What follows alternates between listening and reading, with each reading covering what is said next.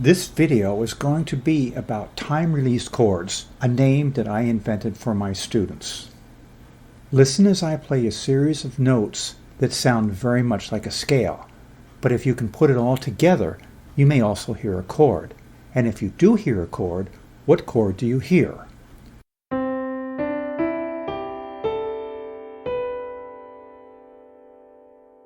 The problem is, even if you sense a chord, you don't get to one for sure until the end of the measure. Let me play it one more time, but this time I will add a second measure with a block chord to confirm what I have in mind. Again, I am interested in what you hear.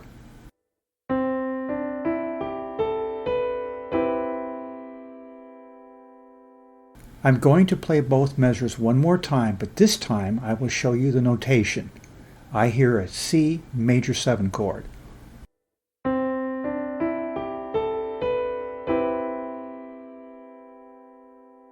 But now that I have two measures done, the question is, where do we label that chord? When I label chords in lessons, to illustrate what I have in mind in my students, they are often confused by how I get to an answer. Over the last couple of weeks, I've realized that there is a general principle here.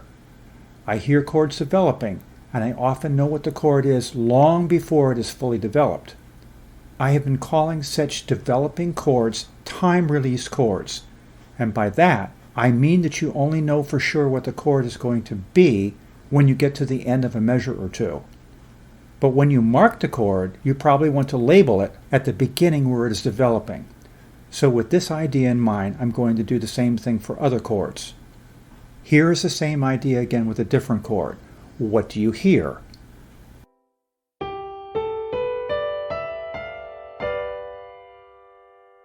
Here it is again with notation. It's a G7 chord. Were you able to hear it?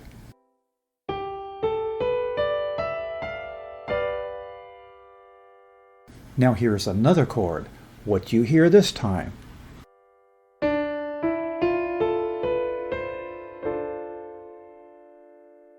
Here it is again with notation. It's a D minor 7 chord. Were you able to hear it?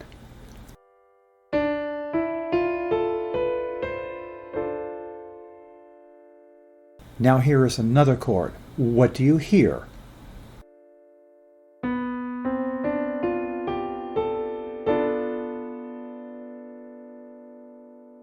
Here it is again with notation. It's a B minor 7 flat 5 chord, also known as a B half diminished chord.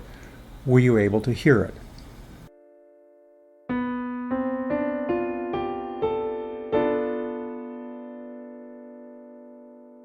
So far, each example I have played and shown is clearly diatonic. I made this plain by using only white notes. Now, let's go down a rabbit hole. Everything so far has been diatonic, but this next example is not diatonic because it cannot be played in any key without at least one black note.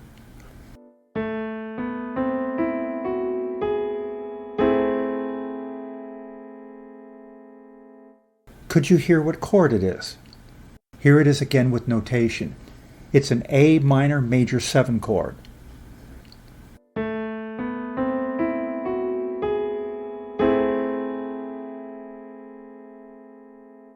You can confirm that this is diatonic in two ways. First of all, you can try this in every minor key, and no matter where you go, you'll have at least one black note. Second, you may recognize that the scale that this chord is developing from is jazz minor, also called harmonic minor ascending. This builds a major minor chord which is rather crunchy and can never be diatonic. My takeaway in teaching is that students can be taught to have a greater sense of what chords are by developing the idea that chords can gradually reveal themselves as what they are finally becomes clear. And this is what I am calling time-release chords. I think it's a good concept. Please don't forget to subscribe to my channel, leave me comments about anything you like, comments about anything you'd like to see in the future, and remember that I consider all suggestions.